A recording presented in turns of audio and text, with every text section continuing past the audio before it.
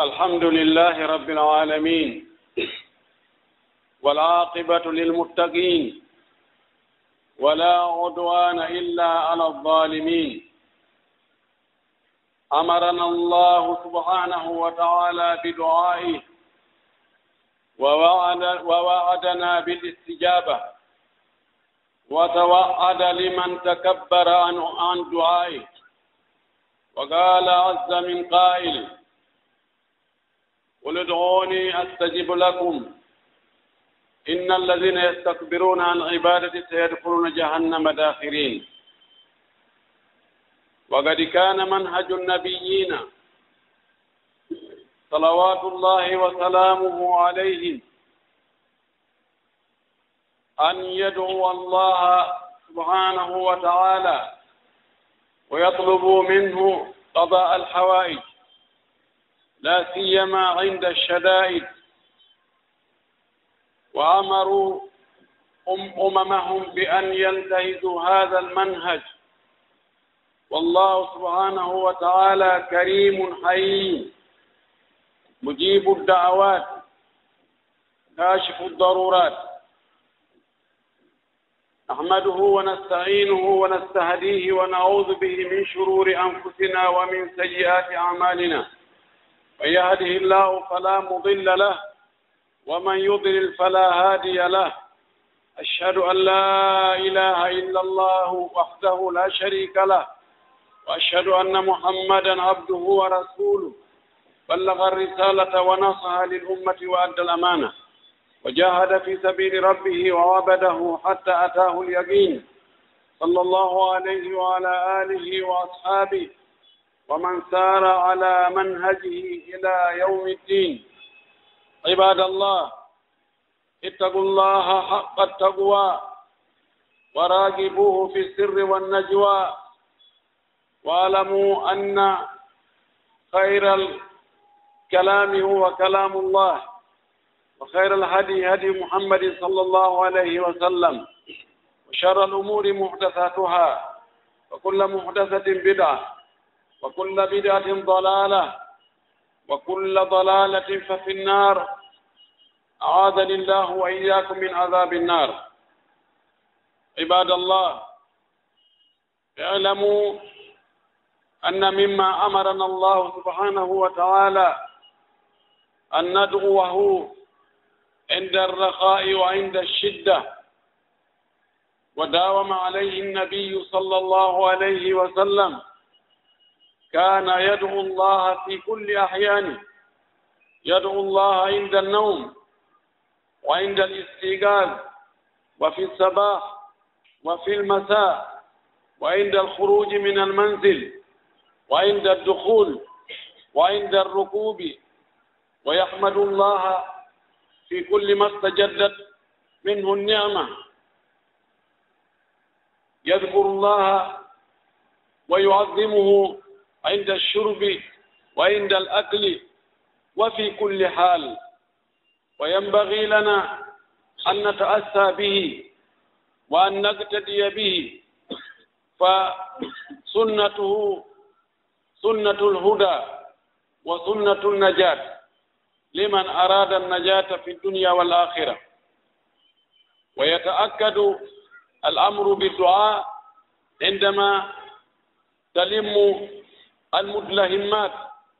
وعندما تتعقد الأمور، وعندما تشتد البلاء، فإن الله هو فارج الهم وكاشف الغم، فكل شيء عنده بمقدار، وهو لا يوجده شيء في الأرض ولا في السماء. يقول سبحانه وتعالى: وإذا سألك عبادي عني فإني قريب أجيب دعوة الداعي إذا دعان فليستجيبوا لي وليؤمنوا بي لعلهم يرشدون. ويقول: ادعوا ربكم تضرعا وخفية إنه لا يحب المعتدين ولا تفسدوا في الأرض بعد إصلاحها وادعوه خوفا وطمعا إن رحمة الله قريب من المحسنين. en yetti Allah subhanahu wa ta'ala tedduɗo mawnuɗo towɗo seniiɗo laabi hande e yettede waɗɗo en ɓiɓɓe adama tedduɓe waɗi en julɓe waɗi en jeeyaɓe e mofte nelaaɗo muhammadu sallllahu alayhi wa sallam moƴƴori e meɗen nemaji heewuɗi e hino ngaluuji e hino coñci e hino ɓuttu e hino teddule wa in ta'uddu nimatallahi la tuhsuha se limti nemaji allah ɗi o nemini en ɗin e nganndatano ɗi foti en yettimo ko kanko tagi nde tagore fof fii yo tagore nden ɗoftomo yo ɓe rewmo en yettimo ko kanko woni waɗɗo ko waɗi kon fof en yettimo o yamiri en yo en noddumo yo en toromo yo en ɗaɓɓirmo ko faala ɗen kon ko en gaynanta hoore men kon yen moolomo yen toromo yo dandu en ko en wawata dandude hoore men kon o wi yeetoɓe kamɓe yimɓe ɓen ɓe nelaaɗo yeeto mofte maɗen yo ɓe noddan yo ɓe torolan si ɓe tori kelan mi okkayɓe mi jaabotoɓe ko ɓe noddinmi e mum kon ɓen noon ɓe no mawnintinno ɓe townito fii toragol allah ɓe yowito e piiji feeñuɗi ɓe hoolora doole maɓɓe ɗen e pehe maɓɓe ɗen e calcule maɓɓe ɗin e jawle maɓɓe e laamu maɓɓe e teddule maɓɓe o wii ɓeeɗo ɓe naato e yiite jahannama hara ko ɓe hoyɓe ɗo jaa e sunnaaji ɗi nelaaɓe allah ɓen wonnoo e muɗum e yimɓe moƴƴuɓe iwtirɓe ɓaawo maɓɓe toragol allah subhanahu wa ta'ala haajuuji mum ɗin jeejamo wulla e makko holla haton jiingol holla maapaare holla annde ɓe fof maɓɓe alaa mo toraaki allah hayti ko fewndo no weende ƴentini fewndo satteende en toriki allah subhanahu wa ta'ala yo allah o juulo e nelaaɗo makko muhammadu sallllahu alayhi wa sallam o mo neli meɗen sabu yurmingol en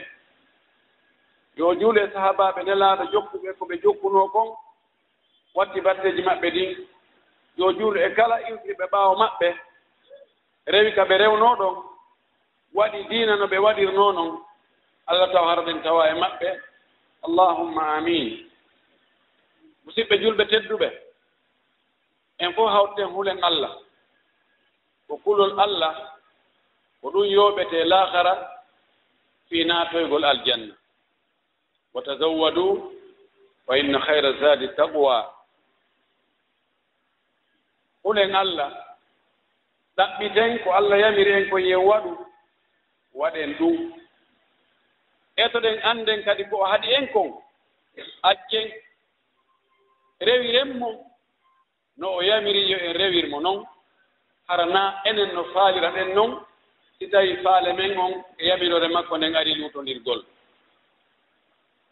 iwtiren mbaawo nelaaɗo meɗen muhammadu sallllahu alayhi wa sallam watten batteji makko ɗin ndaaren no o rewirno allah no rewiren noon allah ka piɓule meɗen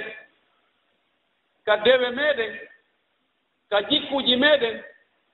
ka huwondire meɗen etoɗen hara ko nelaaɗo woni ardiiɗo en on ko kanko woni ñentinirgal men ngal annden allah subhanahu wa ta'ala ko moƴƴo ko yurmeteeɗo ko o dokko ko faabotooɗo ko danndoowo kono noon no haton jini ka neɗɗo on o ɗaɓɓira mo imo waɗana neɗɗo on moƴƴereeji ma o danda mo boneeji hara neɗɗo on toraaki mo ɗaɓɓiraali mo kono ɗum ɗon ɓuri fanɗude ko ɓuri heewude kon ko toriiɗo mo wo jeeji mo holli annde e maapaare holli haton jingol e ko woni e juuɗe makko kon kanko allah ko on ɗon o okkata ko holluɗo mo kadi annde no wuli no maapi no aani no andi dando alatina kanko Allah toromo yo Allah yo dando mo ɓay alaka on tigi rewata daɗa tinahara ko Allah dandimo holloɓe ɗum Allah nden maapare muɗum ngol kulol muɗum ko heewi kon kadi ko ɓen ɗon Allahu dandata iɗen andi siko moƴƴugol siko teddugol ka Allah siko hittugol ka Allah ala ɓuri nulaaɓe ɓen kono daare fuɗɗita o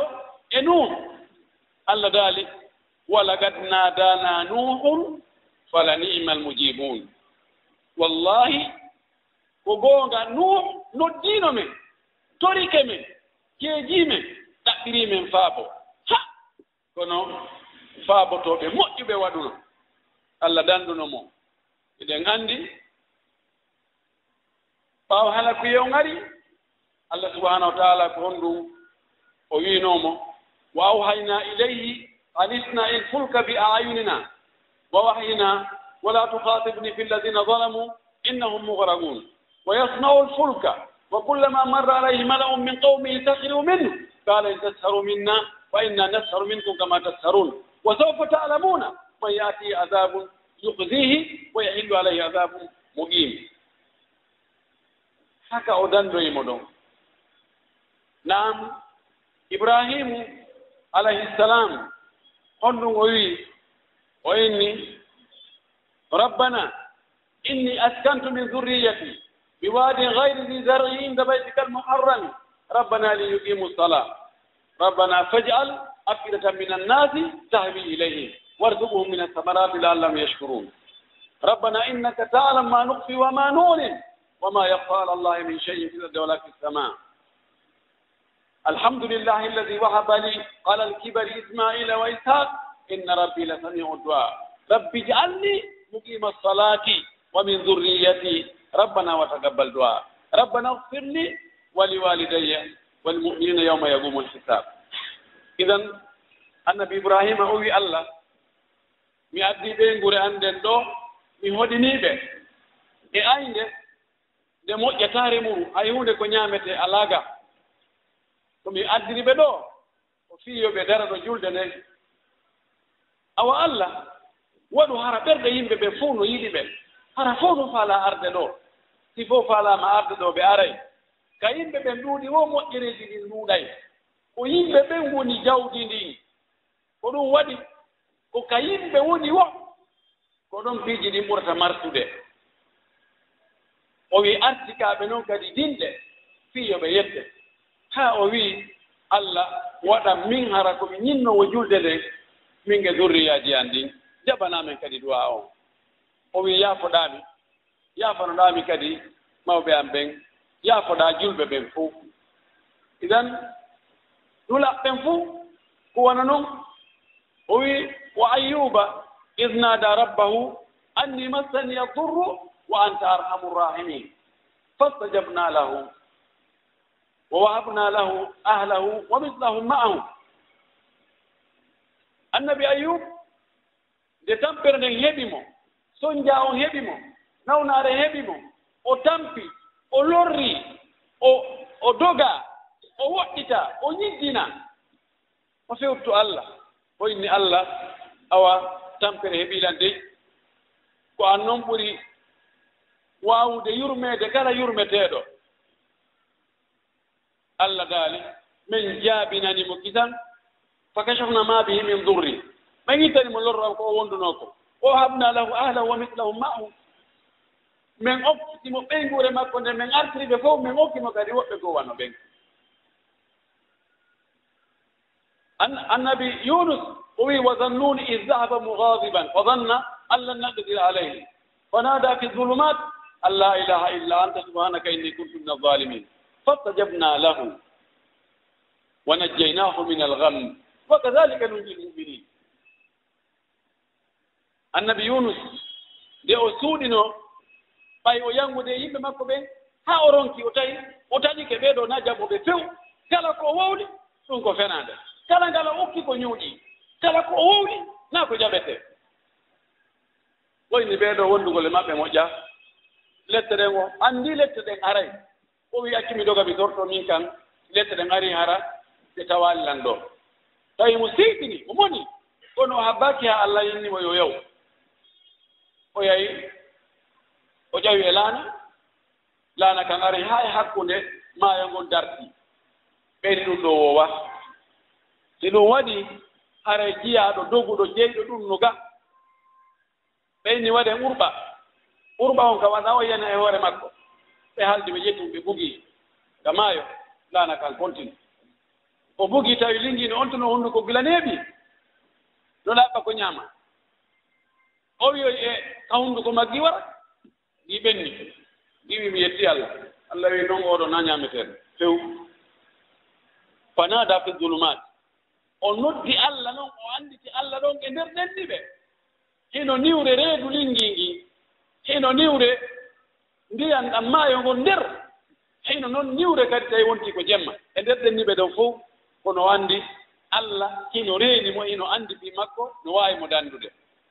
on tumati Allah daali fa najjaynahu min alghammi men dandi mo e on sunuɗon e nden ɓitten ɗon e nden tampere ɗon wa kadhalika nunjil mu'minina kono men dandi takala gomɗiɗo kadi toriiɗo men o wi wa zakariya is nada rabbahu rabbi la tadarni fardan wa anta khayru lwarisin fastajabna lahu wa wahabna lahu yahya wa aslana lahu zawja innahum kanu yad'unana raghaban wa rahaba wa kanu lana khashi'in annabi zakariya nde yahuno ha fayda nayi o ɓattimo tawi o jibinaali o wi e Allah ta acciran ni mi mayata wa hay gooto mi accira ɓaawa koronami mi ala ɓikku mi mara ɓingi ko an ɓuri moƴƴude e ronooɓe ɓen Allah okkoran ɓiɗɗo nokku go o wi waju alhu rabbi radiya e suratu kahfi ka suratu mariam to o wi Allah waɗama hara ko weltoraaɗo kadi harna ɓiɗɗo wo ɓiɗɗo Allah yi fastajabna lahu men nootimo men jaabinimo wa wahabna lahu yahya men okkimo ɓiɗɗo wiyeteɗo yahya wa aslahna lahu zawja men moƴƴinanmo kadi ɓeygu makko haa o moƴƴi tawi ko ɗoftiiɗo ko nanɗo ko welɗo huwonirde o wi ɓeeɗo hiɓe noddaynoo men hiɓe torotonoo men hara hiɓe huli hara wonde hiɓe rerɗi si ɓe heɓi ko ɓe huli ko Allah ɓe torotoo si ɓe heɓi ko ɓe faala ko Allah woni ko ɓe torotoo ko ni ɓe fof maɓɓe haa hewtiniraaɗo meeɗen Muhammad sallllahu alayhi wa sallam ɓe nganndi duwaaji nelaaɗo ɗi no ɗuuɗi mo no faala humpitaade du'aaji nelaaɗo ɗi yo yilto e deftere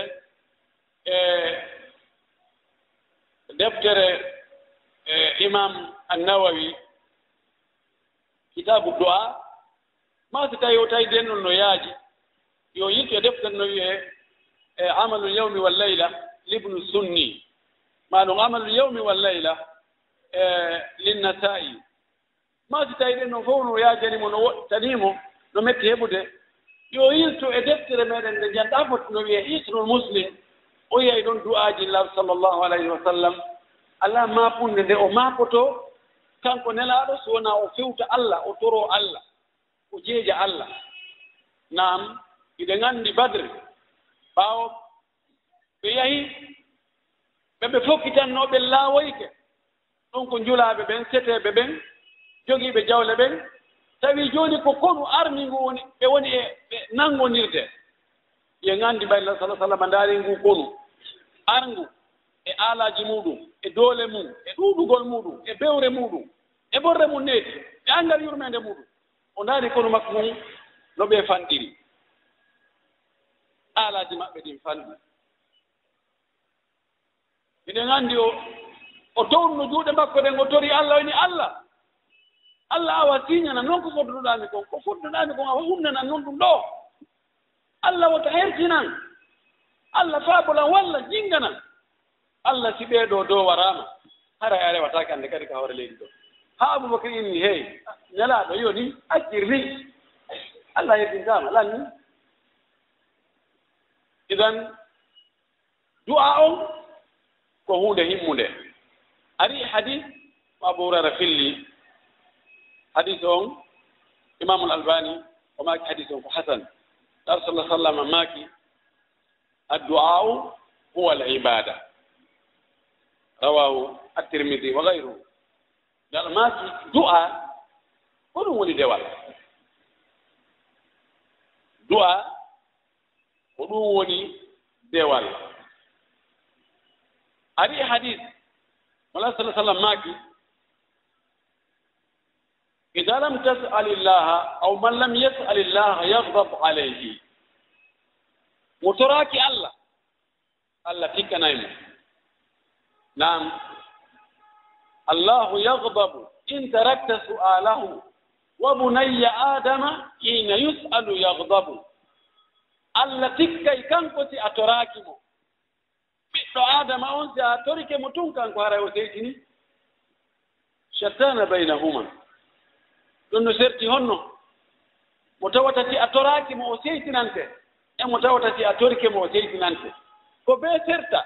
ko wadi Allah kanyum ko mari ko lannata ko o mari kon kadi fo wona fi makko o maran ko fi men enen sen toraki mo dum do ko hayta o seytina biddo adama ko mari kon fo ko fi makko kanko sa torke mo dum do ko hayta o seytina. Naam toragol Allah ngol subhanahu wa ta'ala wulla e makko dum do no jeya e dewe mawde si on dum wi'a wonde toragol Allah ngol ko dum woni dewal de ngandi o hadith do mo wiide ali addu'a wal ibada no sembina mo ka Allah dal don qul ma ya'ba'u bikum rabbi lawla du'a'ukum.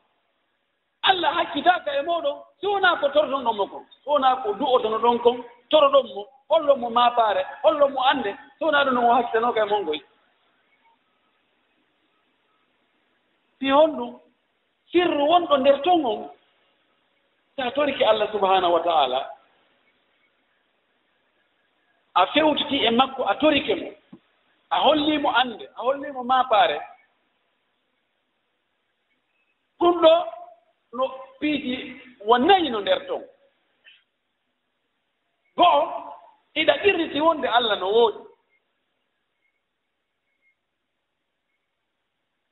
sabuna mo ala goɗɗo fewtintamo to fewta e makko toromo fa irriti jaɓi wonde Allah no woodi yani asbatta wujudahu asbatta tawhida ar-rububiyya go'o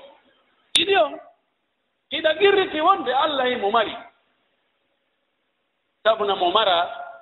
goto torotako mo tati on iɗa irriti wonde Allah no okka marɗo mo okkata few hay goto hollatamo haaji nayi on hiɗa irriti an ko a lowɗo ko a haton jinɗo hiɗa faala a timma a yondinatako e ko woni e junngo Allah kon e moƴƴereeji Allah ɗin e nemaji makko ɗin ɗum ɗo no wela Allah ko dewe buy moɓondiri woni e nder o du'a maɗa. Idan Allah subhanahu wa ta'ala imo herta ka jiyaɗo makko laɓɓinta annuye fonta juuɗe mum fewta mo fewtira mo ɓernde mum nden e haqqille mum nden e faale mum on e andugol mangu makko ngun kanko Allah e maral makko ngal e dokkal makko ngal e teddungal makko ngal o toromo hunde Allah yiltira ɗe juuɗe o ni tun hara hay hunde o waɗanalimo e nder ko ɗaɓɓi kon ɗum tabiti hadis won imamul hakimu naysaburi no filli hadis on o wi hadis on ino selli e woɓɓe goo kadi wonde nelaɗo sallallah sallam maaki ida daa almuslimu rabbahu fa innahu يعطى من إحدى ثلاث إما أن يؤجل له دعاءه وإما أن يدخر له إما أن يؤجل له دعاءه وإما أن يدخر له إلى الآخرة وإما أن يكشف عنه من الضر مثله أو كما قال صلى الله عليه وسلم. الحديث صحيح. نلا صلى الله عليه وسلم ماك iyaaɗo julɗo torata ko Allah tawa shartiji ɗi fof no timmi sina Allah okka mo gootel e piiji tati imma Allah yawnanamo ko toriimo kon ɗon Allah okka mo ɗum ma ɗum Allah hara okkaalimo ko toriimo ɗon kon kono o marnamo wanamo no baraji o marnamo laakara ma ɗum Allah ittanamo albala'u e bone hoddiranoɗo yanayi e makko Allah hara on ɗon bone si eɓɓinirama e moƴƴere ko faalano ko taway no fota ma tawa sinda daɗugol bone on nu Allah fottinama on ɗon bone yamhu llahu ma yasha'u wa yuthbitu wa indahu ummul kitab Allah no montira hoddiroji goo sabu du'aaji imo yoyi hoddiroji goo e condition ji siɗin condition ji waɗama imo monta ɗum no woodi hoddiroji goo ɗi o wawa condition ɗi ɗoni montatake ari hadis mo nelaɗo meɗen sallllahu alayhi wa sallama mo o maaki ashrafu al ibadati addu'a ko ɓuri teddude e dewe ɗen fof ko neɗɗo rewirta Allah kon ko ɓuri teddude ka Allah ko o du'a hadis hasanahu cheikh al albani haray musidɓe julɓe tedduɓe eɗen haton jini e toragol e Allah wulla e makko jeejamo ma pundeji meɗen ɗi tawata mo be no maafi fii hoore mum fii ɓeygure mum fii ɓiɓɓe mum ɓen fii hiɓɓe mum fii kawtal muɗum fii weldiɓɓe muɗum e andeji ɗi tawata no maafini musidal on tigi ngal fof ma no maafini leydi ndin fof ɗen ha to jini e toragol Allah sabuna Allah kanko ko sattata ko ha o newna no ƴiwna ha ƴiwa ƴiwonde nden tiiɗa kono Allah fuuyina o Allah woni waɗo o faala hay gooto alaa lanndotoɗo mo ko ɗum o wanno en toriki Allah subahanahu wa taala yo Allah moƴƴingal haaliji men ɗin أقول ما تسمعون وأستغفر الله لي ولكم ولسائر المسلمين من كل ذنب وخطيئة فاستغفروه إنه هو الغفور الرحيم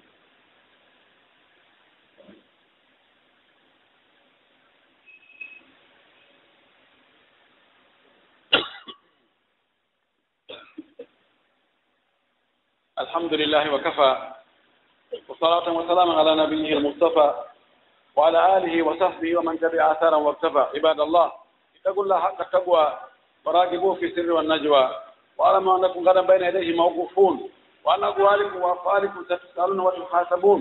وستحاسبون من عمل صالحا فلنفسه ومن أساء فعليها وما ربك بظلام للعبيد en yetti Allah ka fuɗɗode ka hakkunde ka timmode en toriki Allah subhanahu wa ta'ala yo jaɓan en ko wonɗen e rewde mo kon fof yo wota o bonnan en dewe men ɗen Allah taw hara kono rewirten Allah ni ko ni o yiɗi o yarlori si wona ni yo Allah wurtan en addu laawade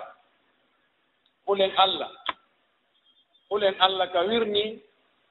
hulen Allah ka feeñi toon hulen Allah siɗen sowndade hulen Allah siɗen ewnade hulen Allah ka tumbere jama hulen Allah si tawi ɗen weddi hulen mo ka golleji men galleji meɗen hulen Allah ka jikkuji meɗen hulen Allah ka dewe meɗen etoɗen hara kono Allah yamiri en noon hara ko noon wonɗen e waɗirde kala ko yamira ɗen kon musidɓe julɓe tedduɓe anden du'a gongol ko e nder dewal men ngal jeeya e wii ko ɗum woni dewal ngal naa ɗum ɗon tun kono ɗum ɗon ko sengo moolanango e nder dewe men ɗen ko ɗum waɗi nelaɗo sallah sallam no heewno du'agol mo heewno noon ka o maaki e nder du'aaji makko ɗi rabbana atina fi dunya hasanatan wa fi l akhirati hasanatan wa gina adaba nar heewno du'orde ɗum ɗon e du'aaji goɗɗi gooɗi annduɗen emo duumino e muɗum o du'a siko yo o jaabo no jogii neediji e shartiji ɗi du'otoɗo on haani waɗugol taw no haani du'otoɗo on ndeyimo du'o tawa mo wondi e laaɓal no moƴƴi si tawi ko du'a imo anni ko du'a hertiiɗo yo fewtu qibla on no haani bal no waɗɗi aɗo o torade Allah ko o faalaa kon yo mantu Allah taw moƴƴi o jarna Allah o mawnina Allah o senina Allah o irrito nemaaji Allah ɗin e hoore makko ɗum waɗi fillotooɓe du'aaji laaɗo ɓen ko heewi kon ɓe inna wa asna ala Allahi ala ma huwa ahlum bihi Allah jarni nelaaɗo jarni Allah mantimo no o foddi e mantireede ɗon ɗon on tumati o tori o wii hunde kaare hunde kaare hunde kaare ko ɗum ɗon ɗaɗɗirtee taw du'a o ɓayɗen anndi jooni haysi ko hakkunde meɗen enen Allah en heɓɓindirtaake goy kono haysi ko hakkunde men so a yahii jooni e neɗɗo mo faalaɗaa haaju yittuɗo juuɗe muɗum amanta mo taw jarnaamo alaa jeen on jaaraama tana alaa e moɗon wallahi ɗo walli o jama alaa jeen Allah yoɓon ko moƴƴi ha ko ronnditi ɗon kon e o jama ko yimɓe woni e wolde inde moƴƴere kon kala kam yaaɗo kala kamin kam yiyayi ko foppuno ko gootol no jarna on tun no manta on tun no weltani on tun alaa jeen moodi e mbayɗo wakkili e mbayɗon kelɗi e mba yo Allah wurnan on faye mon ɓe yo Allah waɗa on ɗon ɗo e ɗum ɗo ko yettude Allah moƴƴi awa aray hunde kaari haa toñƴini e muɗum so kalamɓe ɓen ko ɓe waɗata excellence awa miseele préfet miseele ɗum ɗo miseele ɗum ɗo donc ko no gila adda ɗon ɗo no jama on fof no yetti Allah ari tigi on hari jama on no soñji ko arnuɗon ɗo moodi o walli jama on ɗo awa hunde kaari waɗi hayti o waɗa fus hara waɗa hay hunde kono ko ɓe ɗaɓɓanamo toon ko moƴƴere oy ko mantiramo masima on no moƴƴere on hunde neemi on anndi kono wonno kadi hunde kaari on waɗi ɗo hunde kaari on waɗi hunde kaari tigi tigi on ɗo ari neeɓi on haraali on tumata noon holla faale ma on aw Allah subahanahu wa taala o eɓɓiditaake yimɓe ɓen kono kanko kadi mo yiɗi jarneede mo yiɗi manteede mo yiɗi annditanede ko ɗum o wi ko chakour ko yettoowo ko yiɗo kadi yetteede on tumati yettaamo jarnaamo mantaamo haa gayna no moƴƴi juula e laaɓa sallllahu alih wa sallam haa gayna on tumati noon toroɗaa ko faalaɗaa kon hara a jillaali e nder toraare ma nden ton toragol fii taƴugol enɗan hara a jillaali e toraare ma nden ton hunde nde tawata bakkatuno e muɗum ka toro ton toroɗa Allah ya ittu wonki Allah ya yaru beere Allah yo newno no yarira beere ma yo newno no waɗira ɗumɗa e ɗumɗa waɗa zina ma waɗa ɗum ɗo ɗum ɗum taw hara ko moƴƴi hara ko ɗum toriɗa Allah si a gayni hombira kadi fayin du'a ma on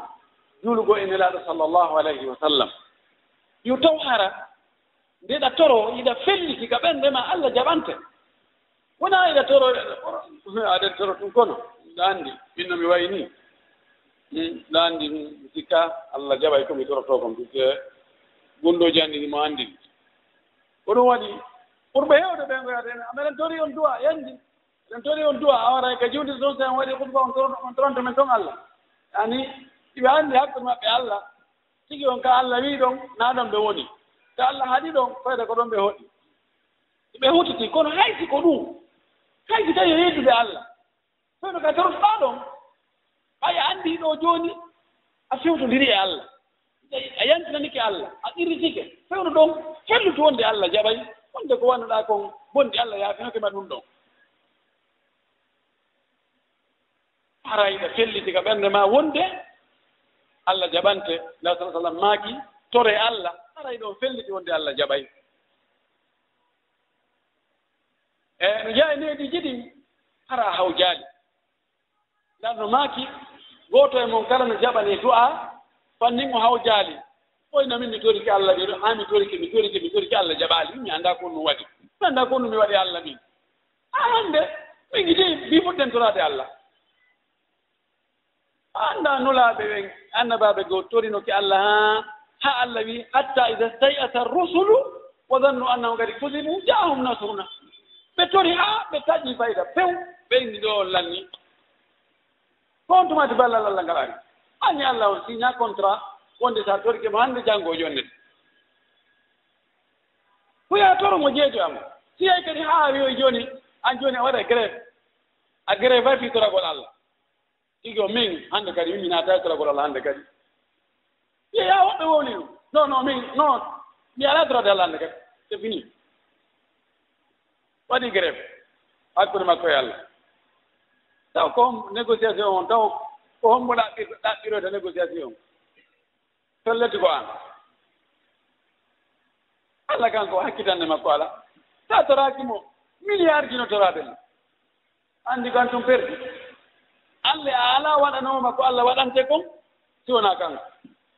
ko haaji ma boni koy idan wona ya hawju sa torike ngal ɗo jaɓali toro kadi fahin siɗon kadi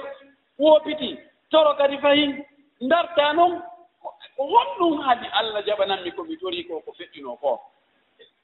no gasa hara angal jaɓugol ngol koye ma an tigi iwi sabu ya sala sallam ñande goo o wii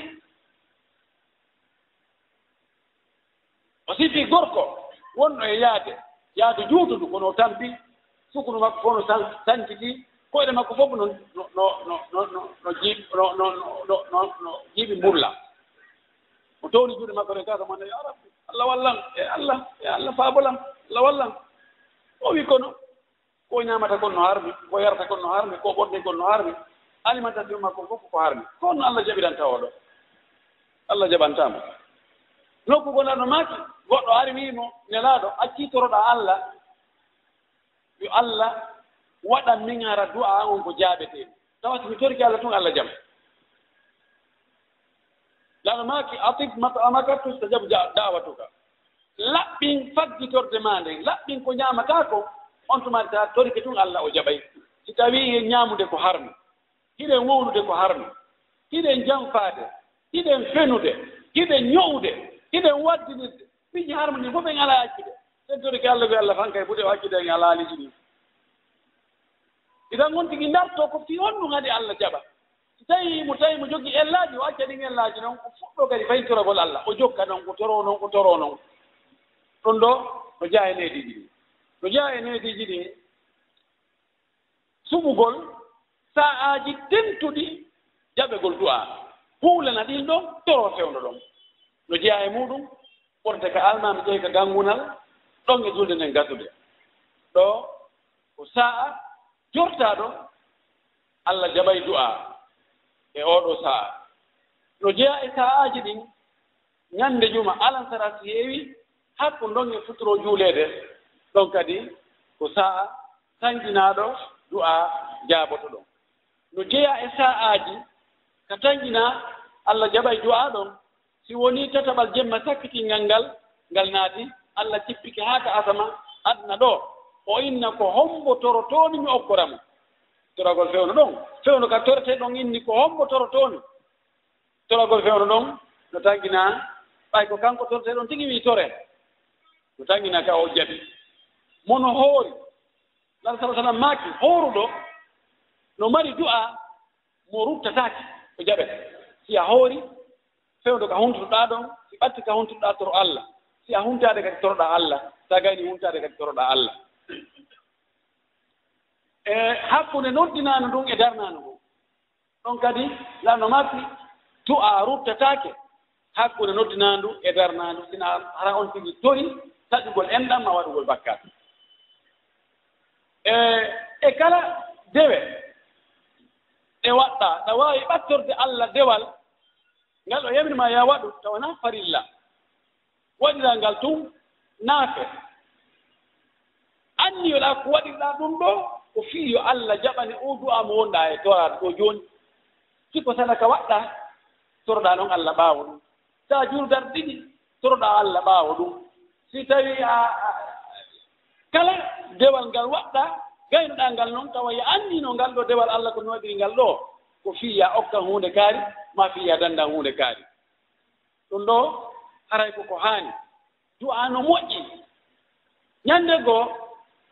goɗɗo no wiye Ziyad ibn Abi Sufyan ko andanoɗo ko kanko lanɗo ɗimmo onge Banu Umayya laaminoɗo julɓe ngon Ziyad Abu Sufyan hannde ko sahabajo windanoɗo wahayi nela sallah sallam ɓaawo feƴƴi ko ɓiɗɗo makko hollontiɗo no wiye Ziyad kono o yarani ka ɓen makko yarano toon waɗi bandiyagal tawi ko waray ɗo moƴƴi tawi opposition o no ɗuuɗi o wari karama ko jogono fillo ɓe addoye ɗon goɗɗo tawi ko kanko lanɗo on wii adda no yelankaari mi nanii goɗɗum imo wowni ko tawata no gasa ɗum bonnami laamu ngu andane lammo ɗo no annda noon addiraaɓe non ɓen fof ɓe hewde ɗum dande dañe o addoyayimo ronda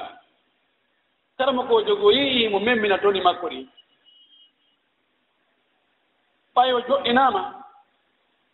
yeeso lanɗo on ndaarimo haa inni